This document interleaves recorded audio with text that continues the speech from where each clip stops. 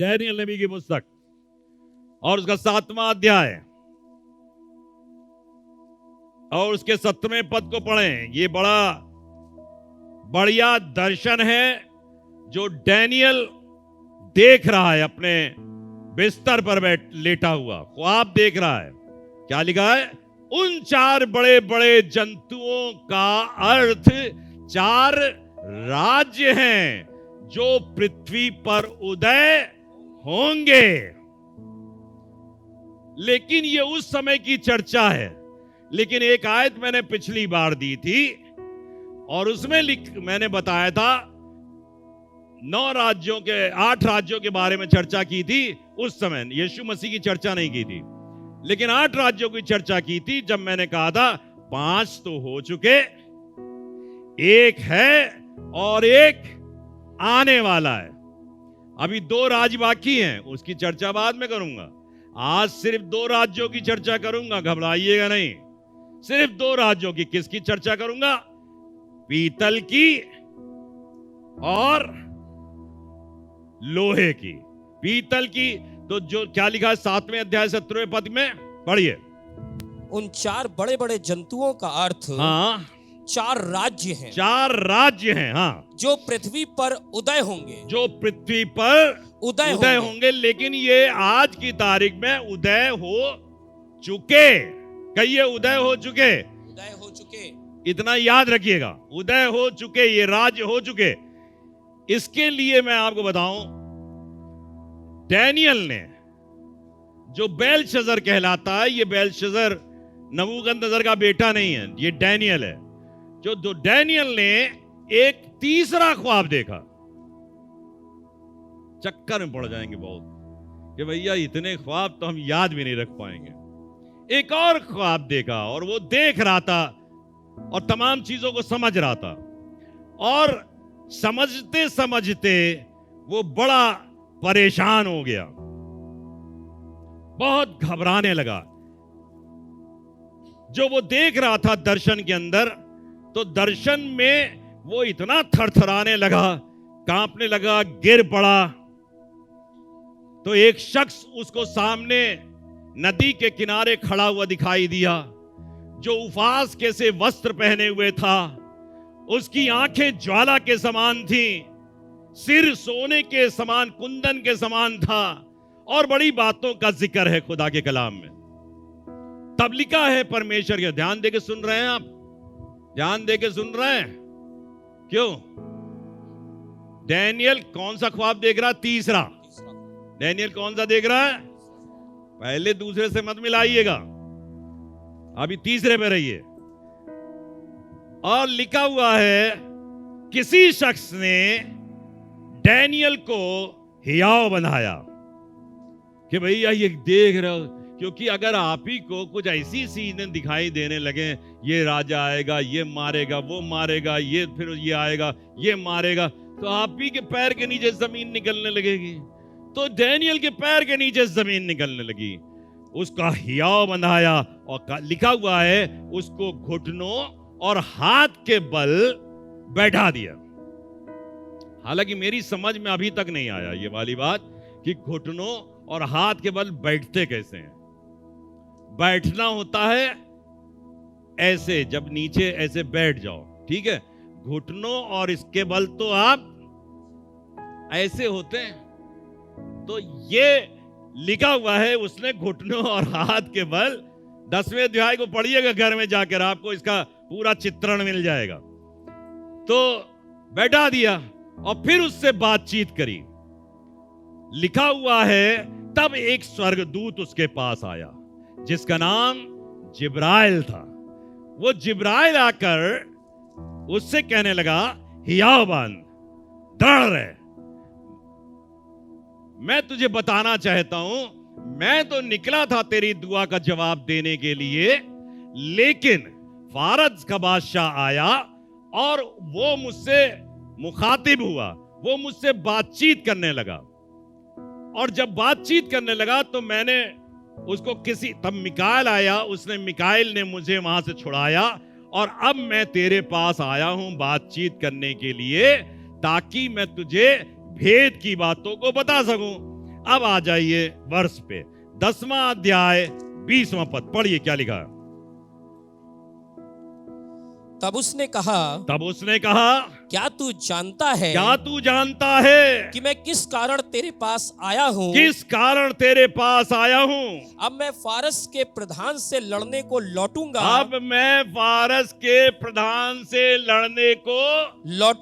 फारस का प्रधान राज्य कर रहा है। फारसी और मादी क्या कर रहे हैं? राज्य कर रहे हैं। और ये क्या कह रहा है जिब्राइल कि मैं फारस के प्रधान से लड़ने के लिए लौटूंगा। अब मैं जल्दी तुझे बताना मांग रहा हूं इस बात को, मैं लौट रहा हूं। आगे क्या लिखा पादी साहब पढ़िए। और जब मैं निकलूंगा तब यूनान का प्रधान आएगा। अरे वाह, अब समझ में आया। जब मैं उससे लड़ लूंगा, उसके ऊपर फतेह होने चाहूंगा, फतेह हो जाऊंगा, तब कौन आएगा? यूनान का प्रधान आएगा। तो ये तीसरा बादशाह, या यूं कहूं 5वां बादशाह, ख्वाब के मुताबिक तीसरा बादशाह, नबूकदनेस्सर के ख्वाब के मुताबिक तीसरा बादशाह, जंतु के मुताबिक तीसरा बादशाह।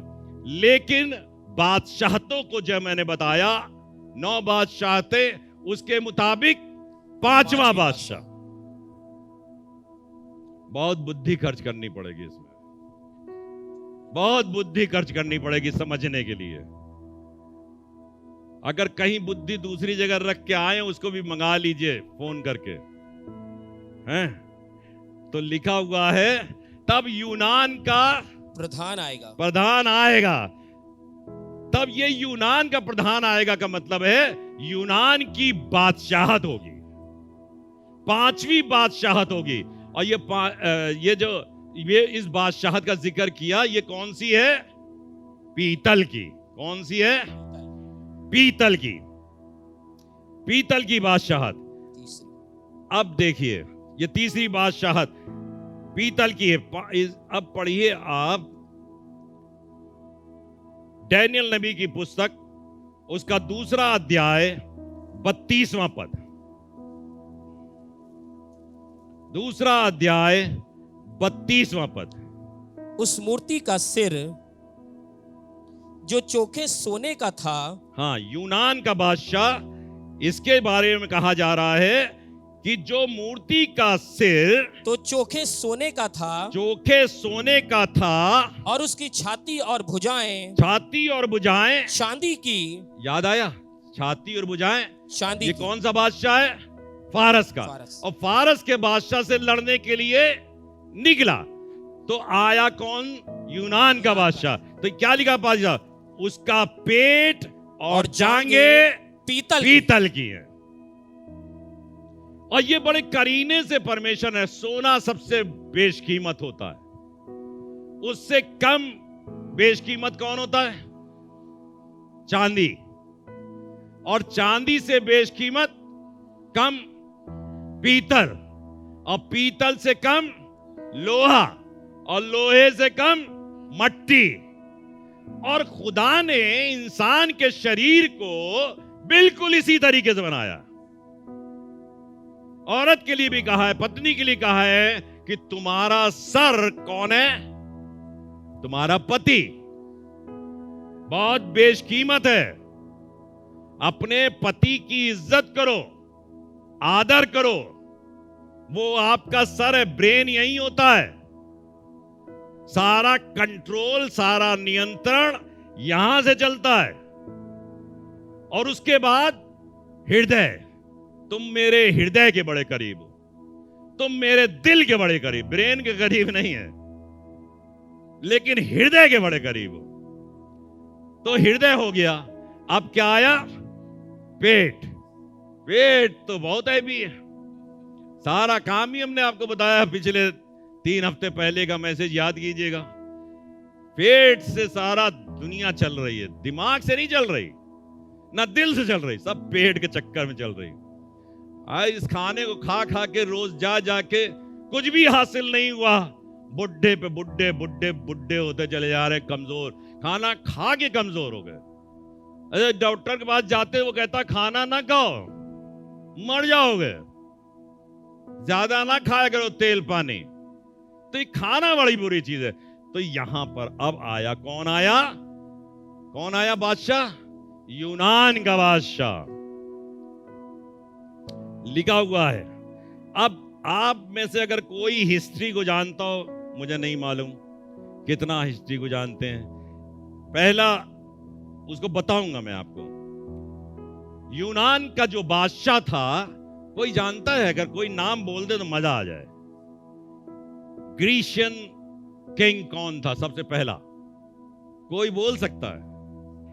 Alexander the great. Alexander the great, ये है बादशाह। नाम सुना है? कितनों ने इसका नाम सुना है? हाथ उठाओ पहले जल्दी से। हाँ, आपने तो खैर जाना ही नहीं, तो फिर क्या कहें, जिसे जाना है। अलेक्जेंडर द ग्रेट, इसके लिए लिखा हुआ है कि इसकी बादशाहत दुनिया के कोने कोने में थी। इसकी बादशाहत दुनिया के कोने कोने में थी। और भारत का भी, ध्यान दीजिएगा, भारत का भी एक हिस्सा वो था जो अलेक्जेंडर द ग्रेट राज किया करता था। भारत के हिस्से पर अलेक्जेंडर द ग्रेट राज किया करता था।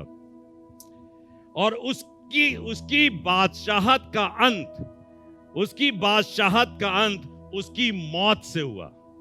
जब वो मर गया तभी उसकी बादशाहत खत्म हुई। ठीक है, तो कौन सी बादशाहत का जिक्र कर रहा हूं? पीतल की। कौन सी बादशाहत?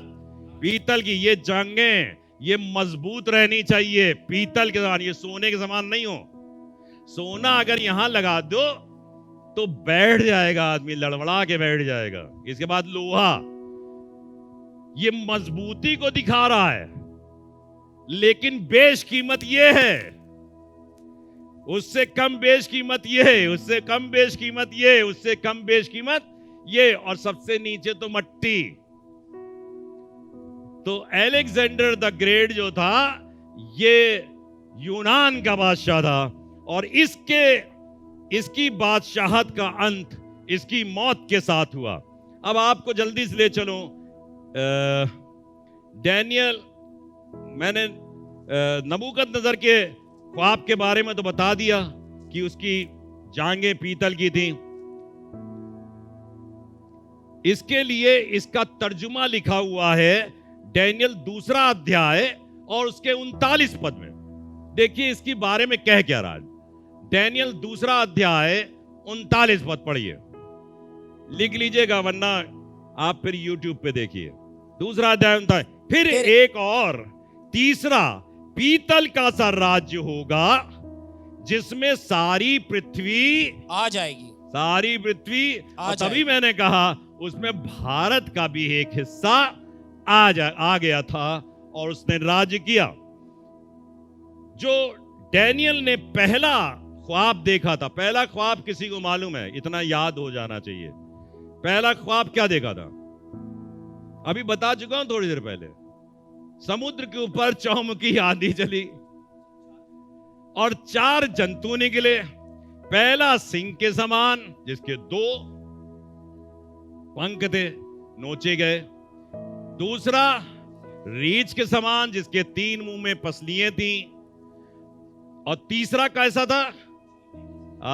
वेरी गुड, पादी साहब ने पढ़ लिया। तीसरा चीते के समान।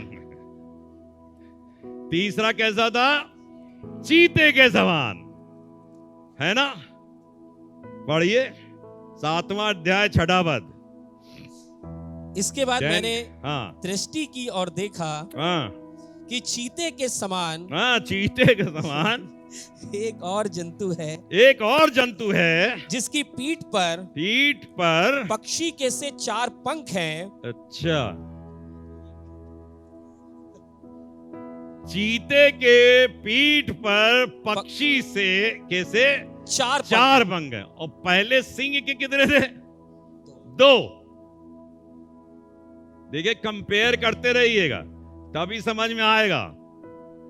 और इसके चीते के से चीता है, जिसकी पीठ पर पक्षी के से 4 पंख हैं, और उस जंतु के 4 सिर थे। Very good. क्या जंतु था ये? चीता था, 4 सिर थे और उसको अधिकार दिया गया। ये अधिकार राजा का अधिकार है, ये अधिकार राजा का अधिकार है। और मैंने बताया चीता जानते हैं ना, लेपर्ड, चीता जानते हैं, लेपर्ड को कहते हैं। और लेपर्ड किस बात के लिए मशहूर है बताइए? तेज, फुर्तीला, जरा देर में कहां से कहां पहुंच जाए, इतनी बड़ी बड़ी छलांगे मारता है। तो ये यूनान का बादशाह था, ये बड़ी बड़ी छलांगे मारता था। ये भी ले लो, वो अगर हिस्ट्री जानते होंगे तो पता होगा कि अलेक्जेंडर द ग्रेट ने किस तरीके से सारा साम्राज्य अपनी दुनिया के ऊपर फैला लिया था। चीते के समान था। और चीता वैसे ही तेज होता है, लेकिन इसके पीठ पर 4 पंख थे, मतलब सोने पे सुहागा, यूं कहा जाए। जब मैंने 2 पंखों का चर्चा किया था तो मैंने क्या बताया था? पंख किसको दिखाते हैं?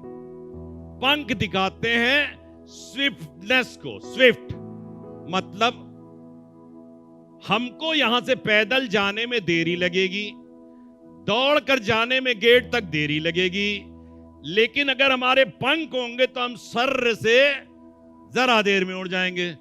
तो 2 पंखों वाला जब तेज उड़ सकता है तो इसको तो कितने पंख दिए? 4 पंख दिए। समझ में आ गया ना? बच्चों की तरह बढ़ा रहे हैं। दौड़ भी तेज रहा है जमीन पर, पांव भी, चीता जल्दी जमीन में पांव नहीं रखता, छलांग मारता, यूं गया। और फिर पंख थोड़ा गया, थोड़ा सा अपना हिला दिया। जब चारों को हिलाया तो और तेज निकल गया। आप कहेंगे पादी साहब आप स्टोरी बना रहे हो। स्टोरी नहीं बना रहे हैं। ये देखिए, ये पंख आ गए, 4 नहीं दिख रहे, इसमें 2 दिख रहे हैं। सिंह के 2 और चीते के 4। ठीक, वेरी गुड। ये बात समझ में आई? अच्छा, तो मैं अब आपको बताऊं, जो मैं कह रहा हूं कि उड़ उड़ के चल रहा था, इसको प्रमाणित करूंगा जल्दी से। अब आप निकालिए, मैंने 2 दर्शनों का जिक्र पिछली बार किया था, डैनियल के 2 दर्शनों का।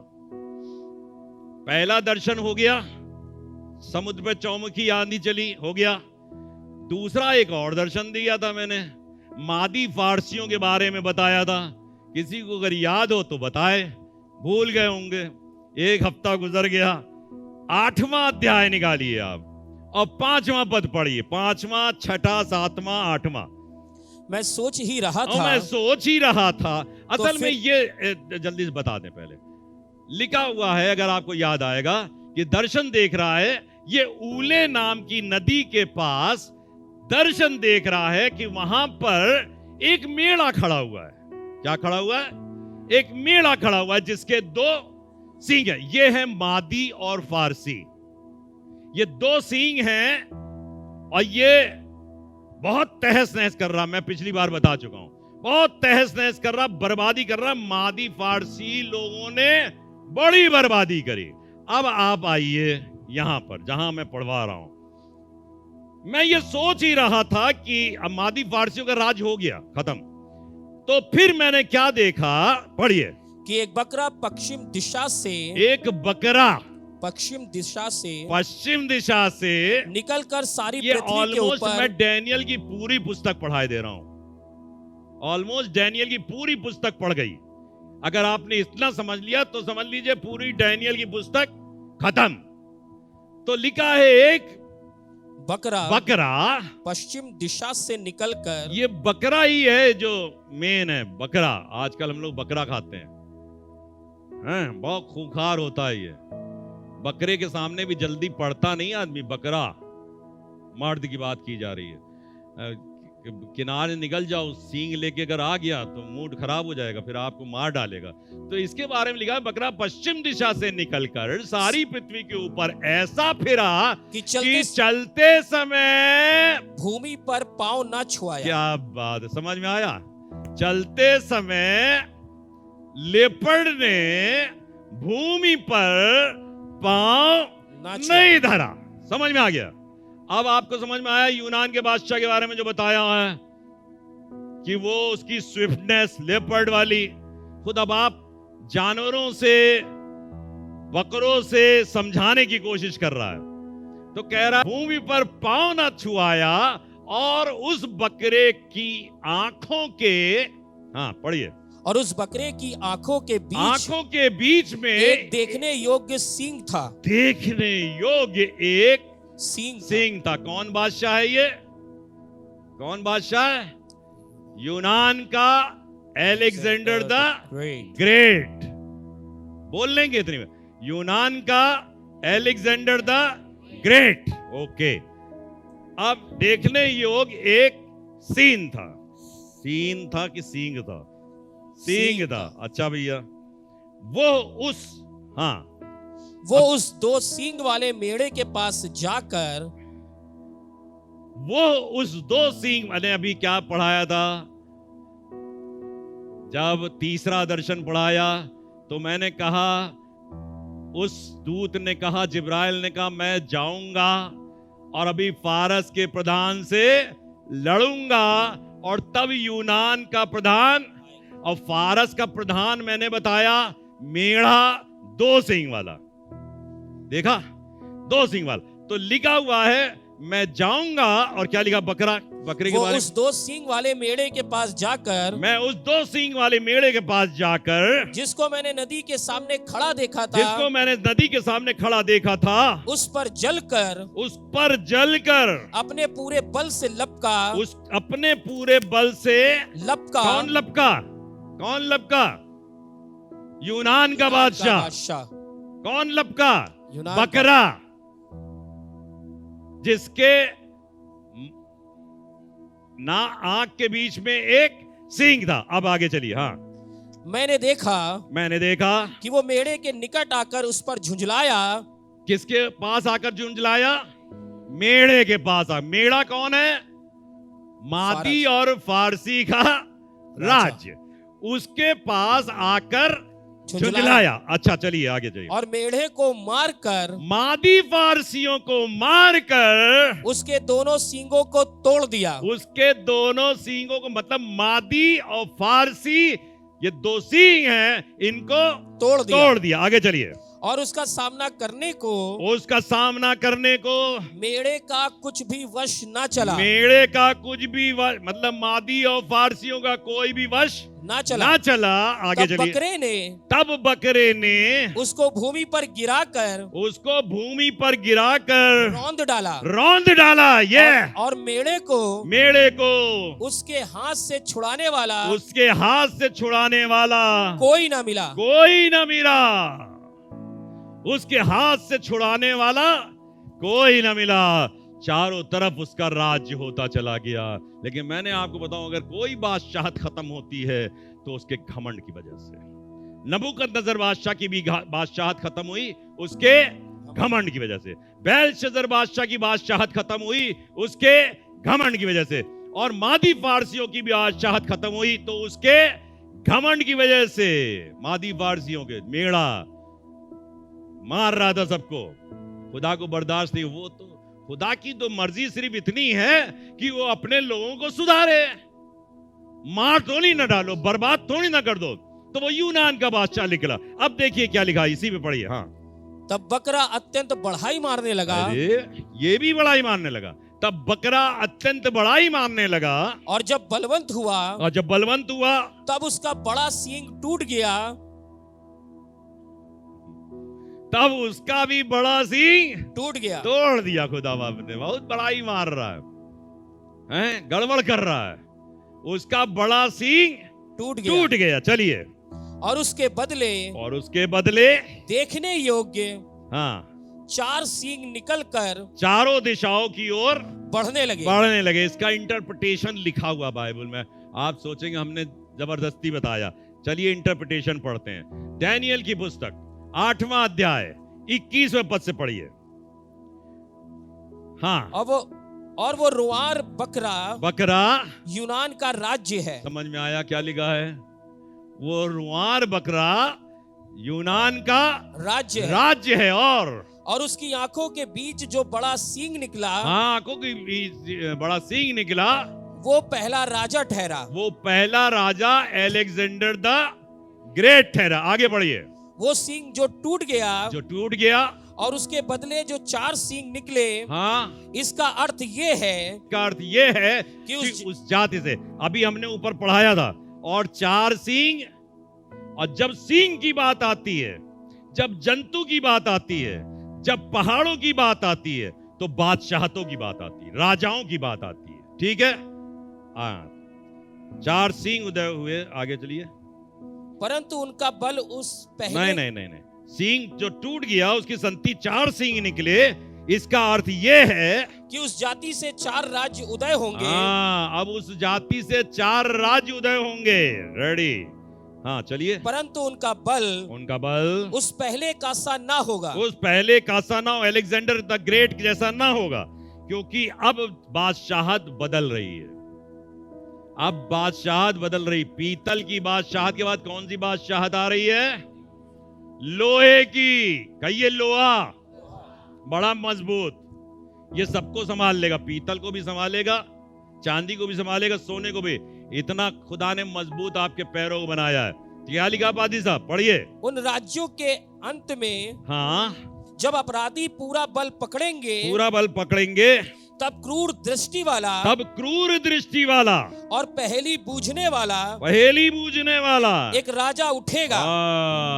अब जो हुआ, 2 राजा का जिक्र यहाँ पे किया जा रहा है, और पहेली बूझेगा और क्रूर दृष्टि। लोहा तो क्रूर होता है ना, बाइबल में पढ़ा होगा तो लिखा, लोहे से सब चीजें कूट कूट के चूर, सोना भी चांदी भी सब कुछ कूट के चूर किया जाता। चलिए, कोई बात नहीं, पहली बूझने वाला राजा उठेगा, उसका सामर्थ्य बड़ा होगा, परंतु उस पहले राजा का सा नहीं। वो अद्भुत रीत से लोगों को नाश करेगा और सफल होकर काम करता रहेगा, और सामर्थी और पवित्र लोगों के समुदाय को नाश करेगा।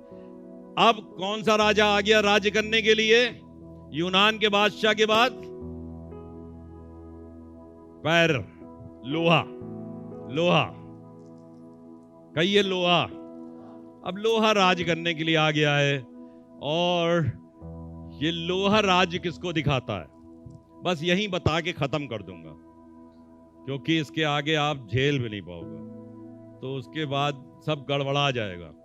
तो धीरे धीरे बताऊंगा। 2 राजा के बारे में बता रहा हूं, और अब ये 2 राजा और बताऊंगा, 1 राजा और बताऊंगा।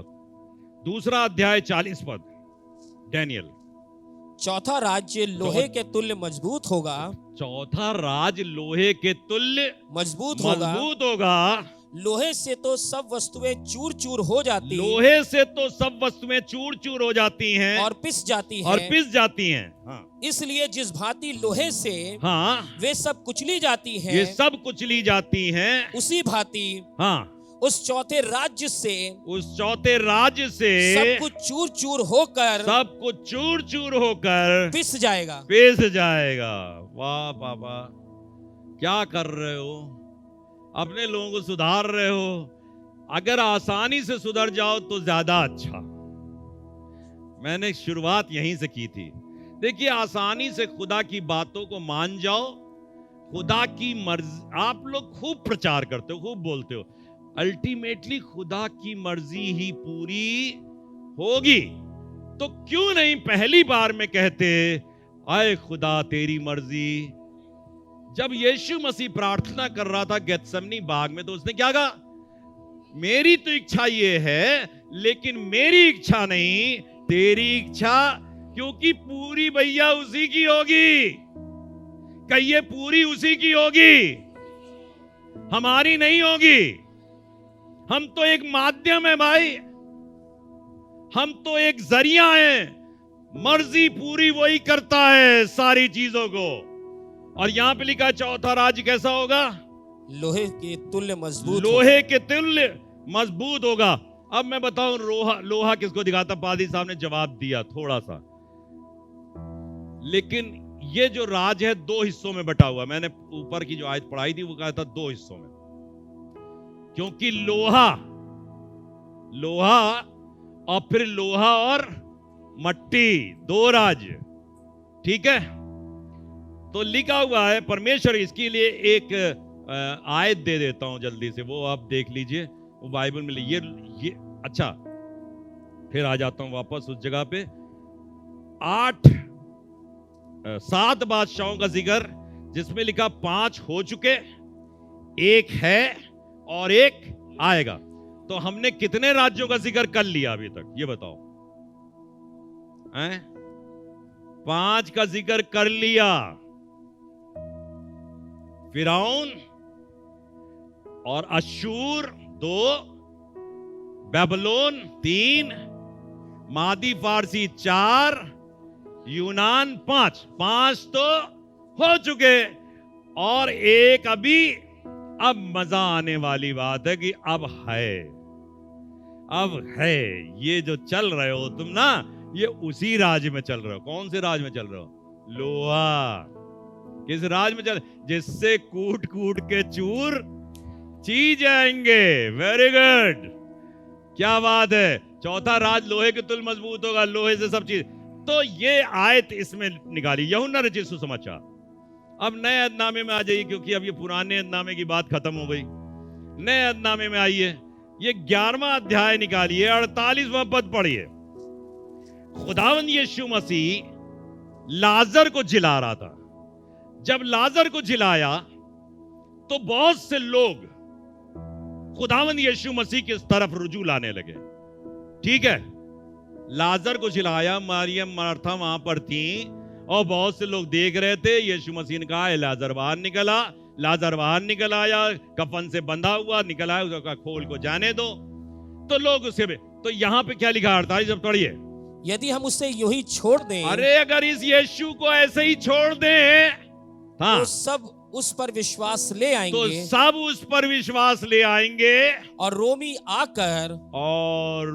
आकर हमारी जगह और जाति दोनों पर अधिकार कर लेंगे। हाँ, रोमी आकर हमारी जगह और जाति सारे पर कर लिया भैया उन्होंने अधिकार। कौन सा राज्य था उस समय? किसने उनको सलीब पर चढ़ाया था? हैं? याद है? रोमन सल्तनत।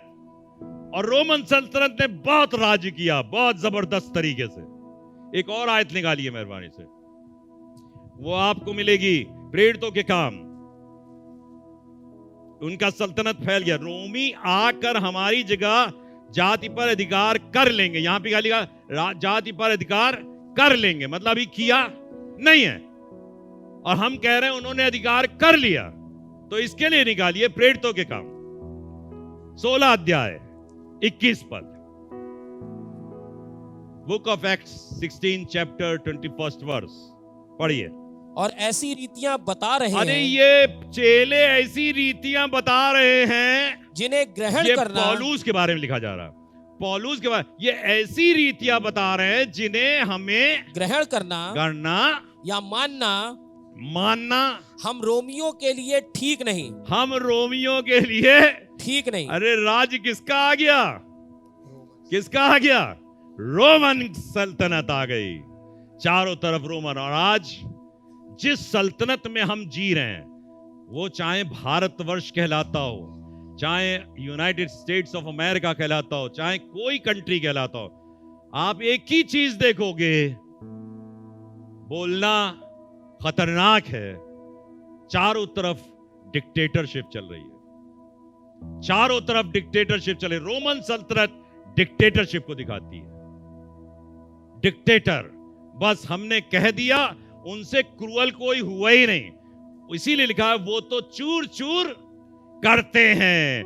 रोमन सल्तनत चारों तरफ, रूप कुछ भी हो सकता है, कहीं मेढ़े का रूप, कहीं बकरे का रूप, कहीं सिंह का रूप, कहीं रीछ का रूप, कहीं पर कोई और रूप, लेकिन कर कौन राज रहा है? खुदा के कलाम के मुताबिक रोमन सल्तनत।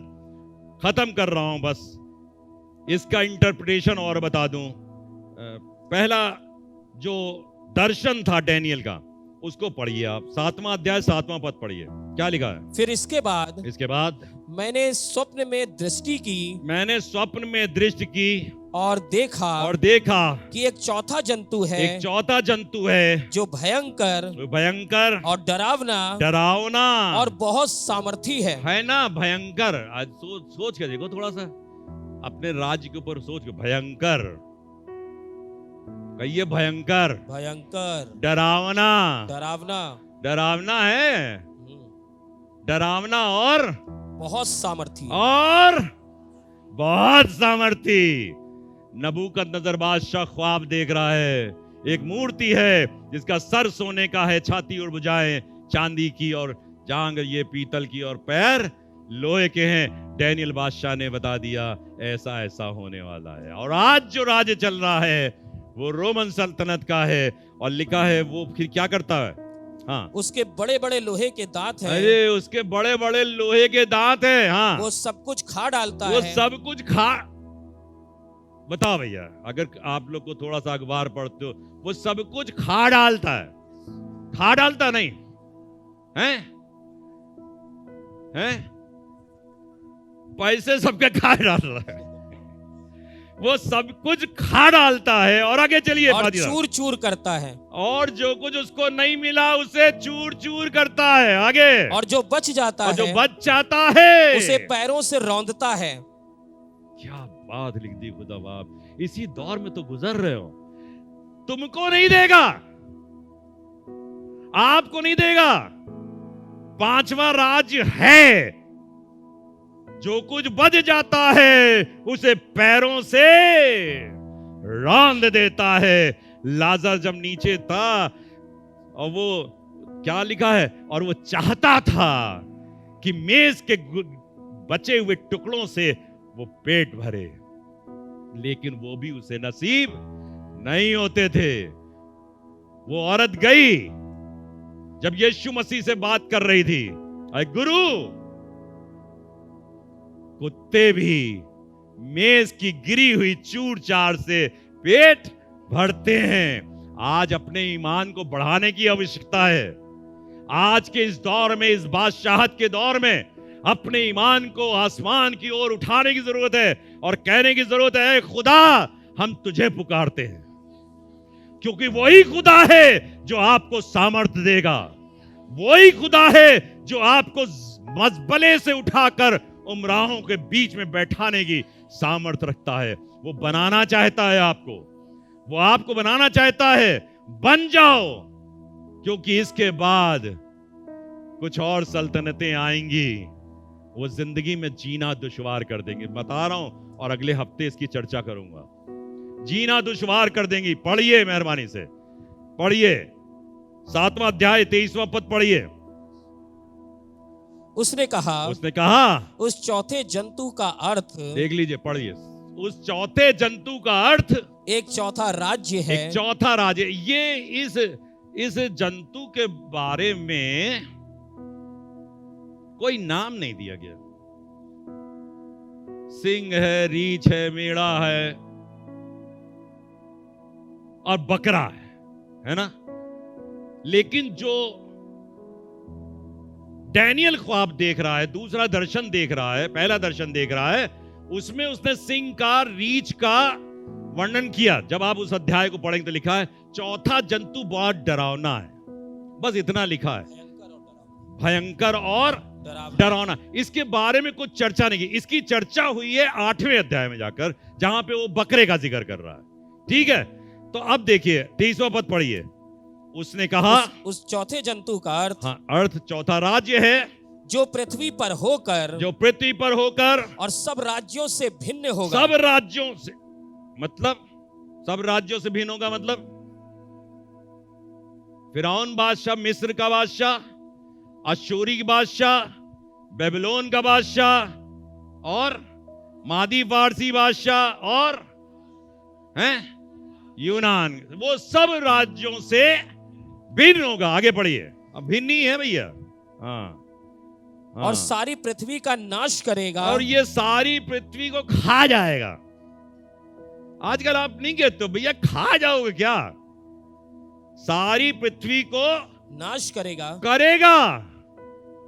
और आगे, और दांव कर चूर चूर करेगा। और दांव कर चूर चूर कर। दांव कर का क्या मतलब होता है? बैलें दांवती हैं, बैल दांवते हैं और अन्न को निकालते हैं, लेकिन यहां अन्न निकालेगा नहीं, चूर चूर करेगा, बर्बाद कर देंगे लेकिन खाने नहीं देंगे। इसलिए मेरे अजीज भाइयों, मैंने दोनों बादशाहतों के बारे में जिक्र किया, 5 बादशाह जिक्र कर चुका हूं, आगे के 4 बादशाह और जिक्र करूंगा। लेकिन अपनी आंखों को खुदावन की तरफ उठाओ और उससे कहे, खुदा मेरी मदद कर। मैं काश के इन बादशाहतों के अंदर जो 5वीं अभी है उसमें जीने की सामर्थ हासिल कर पाऊं, और आपको जीने की सामर्थ देगा, आपको उठने की सामर्थ देगा। मुझे दी है। आज मैं हार्ट अटैक के तीसरे महीने में गुजर रहा हूं, मुझे सामर्थ दी है। मुझे मालूम है मेरे जिगर का बढ़ाने वाला, मजबूत करने का वाला वही खुदा है, वही खुदा है। मैं खा पी कर, इंजेक्शन लगवा कर इतनी ताकत नहीं हासिल कर पाता, सच बता रहा हूं। डॉक्टरों के अनुसार साल भर लिटा देते मुझे बिस्तर के ऊपर, लेकिन अगर सामर्थ देने वाला है तो खुदा है। आप अपनी जिंदगी में तहिया कर लीजिए, अपने खुदा के ऊपर फैसला कर लीजिए, खुदा बाप मैं तुझ पर भरोसा करूंगा। ना मैं अपने बाप पर भरोसा करूंगा, ना अपनी माँ के ऊपर, ना अपने पति के ऊपर, ना अपनी पत्नी के ऊपर, ना अपने रिश्तेदारों के ऊपर, ना अपने बेटे और ना बेटियों के ऊपर, ना अपने तमाम अप्रोचेस के ऊपर। अगर मैं भरोसा करूंगा तो आए खुदावन तेरे ऊपर। मुझे मालूम है ये राज्य है और तेरी मर्जी से है और हमको ठीक करने के लिए। हम ठीक होंगे। सीख जाइए इन बातों को, क्या है खुदा मैं घटूं और तू बढ़े, तेरा नाम